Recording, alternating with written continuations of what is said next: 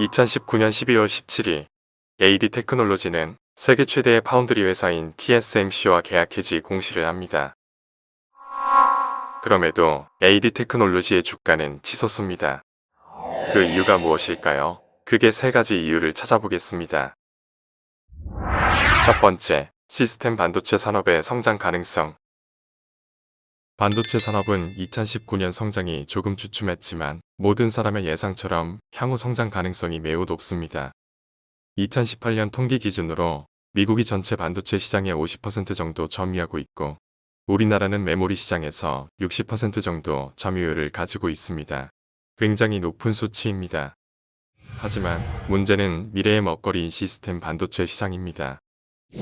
반도체 산업을 흔히 우리나라의 관점에서 메모리 반도체와 비메모리 반도체 산업으로 구분하는데 세계적인 관점에서는 시스템 반도체가 주류 시장이고 메모리 반도체 시장이 비주류 시장입니다.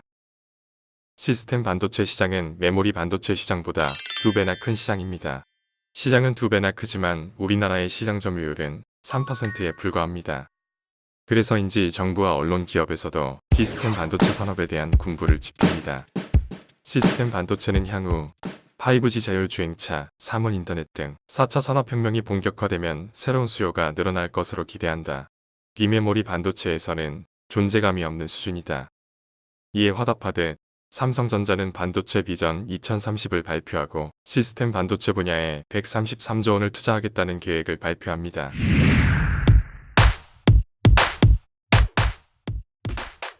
자본은 욕망에 정직합니다. 산업은 돈이 흐르는 방향으로 정직하게 움직입니다. 4차 산업혁명의 시대의 시스템 반도체 시장은 메모리 반도체보다 시장이 2배나 크지만 미국이 70%나 점유하고 있고 우리나라의 점유율은 3%에 불과합니다.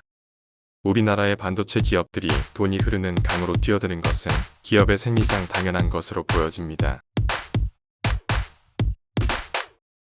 두 번째, 삼성전자의 파운드리 진출 선언.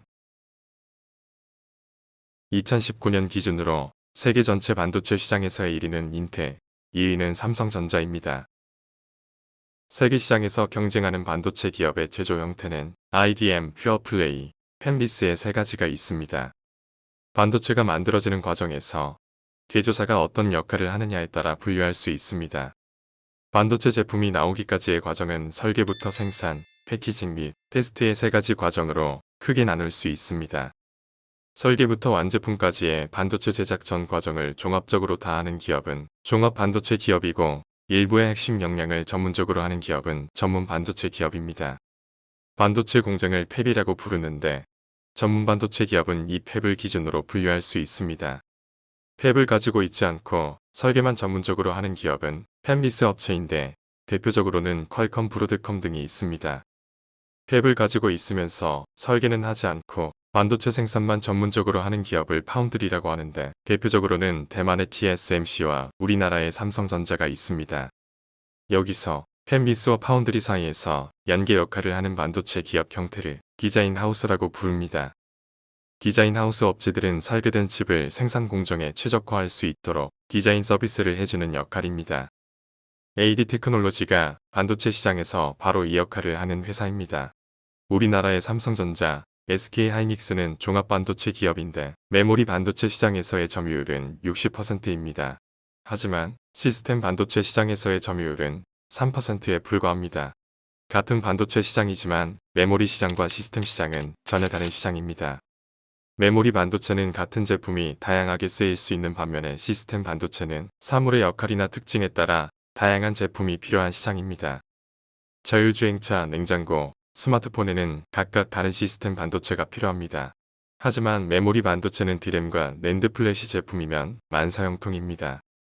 메모리 반도체 시장은 삼성 같은 종합 반도체 업체가 소품종 대량 생산하기에 유리한 시장입니다.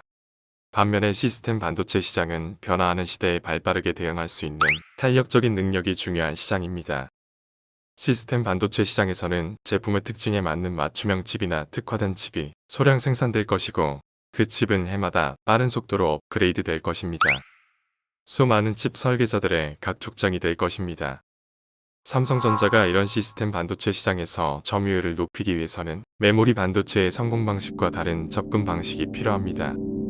삼성전자가 가져갈 수 있는 전략은 크게 두 가지입니다.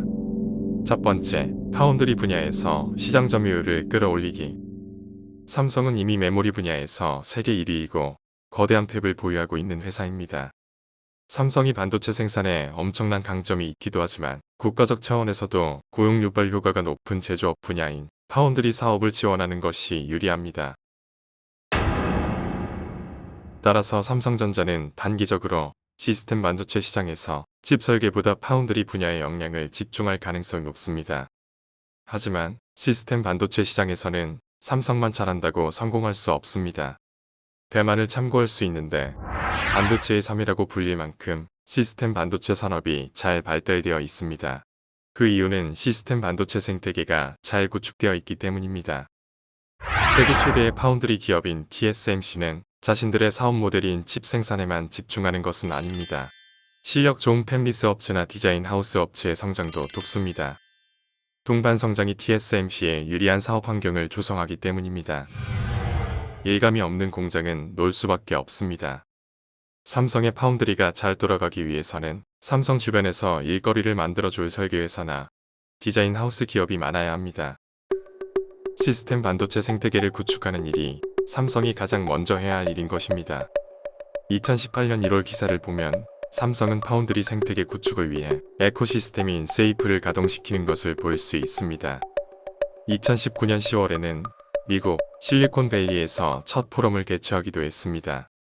국내외적으로 삼성이 시스템 반도체 생태계 구축을 위해서 애쓰는 것을 볼 수 있습니다. 두 번째, 시스템 반도체 산업에서 파운드리 부분과 팹리스를 분리하기. 삼성이 파운드리 분야에서 점유율을 끌어올리지 못하는 이유는 대만의 TSMC와 기술 경쟁에서 밀리기 때문은 아닙니다. 앞서 살펴본 것처럼 시스템 반도체 생태계가 우리나라에 잘 구축되어 있지 않다는 하나의 이유이고, 또 하나의 이유는 글로벌 칩 설계 업체들이 설계 기술 유출을 우려해서 삼성 파운드리에 위탁 생산을 맡기지 않는다는 데 있습니다. 그런 이유 때문인지 삼성의 파운드리 분사설이 계속 나오고 있기도 합니다. 아무리 수준 높은 기술을 가지고 있어도 칩을 설계하는 설계 회사들이 위탁 생산을 맡기지 않으면 파운드리의 성장은 불가능합니다. 삼성의 파운드리 사업부의 자사 비중은 40% 정도 됩니다. 내부 거래가 전혀 없는 TSMC에 비해서 매우 높은 편입니다. 외부 거래 비중을 높이기 위해서는 팹리스 회사들의 신뢰를 얻어야 하고, 필연적으로 삼성의 설계와 생산을 담당하는 부분은 파운드리와 팹리스 회사로 각각 분할할 수밖에 없는 상황이 올지도 모릅니다. 현재의 시장 상황과 시대의 흐름으로 볼 때 시스템 반도체 시장에서 파운드리와 설계를 모두 가져가는 삼성의 모습은 너무 무거워 보이기도 합니다. 궁극적으로 삼성이 어떤 선택을 하게 될지 알 수는 없지만 단기적으로는 파운드리가 삼성의 설계 역량이 성장할 동안 지지대가 되어줄 것은 분명해 보입니다.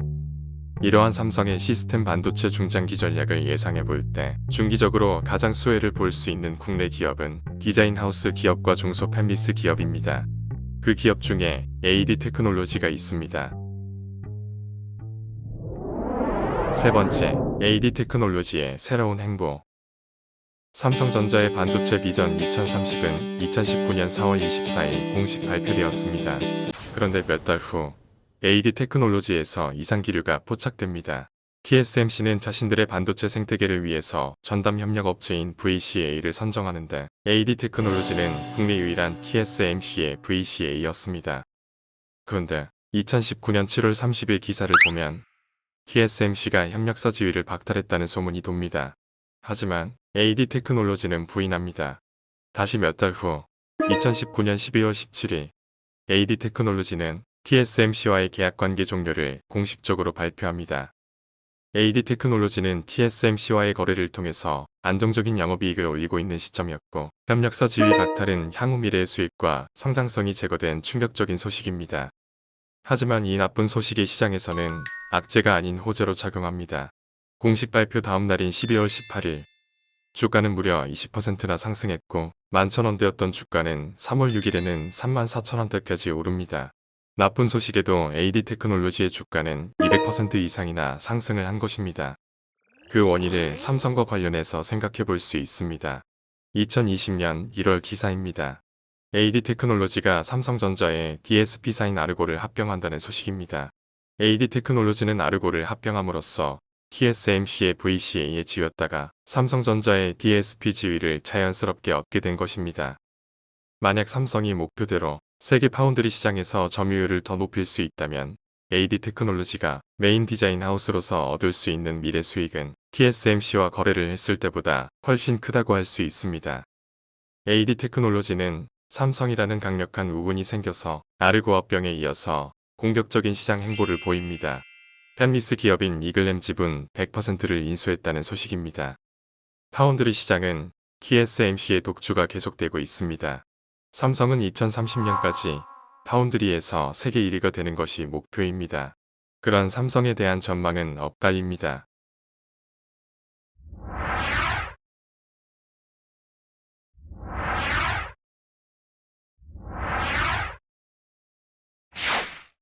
앞으로도 파운드리 시장의 성장성은 아주 높습니다.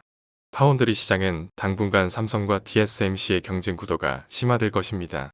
이런 파운드리 시장과 팹리스 시장에서 삼성과 AD 테크놀로지가 어떤 상승과 행보를 보여줄지 기대해 보겠습니다.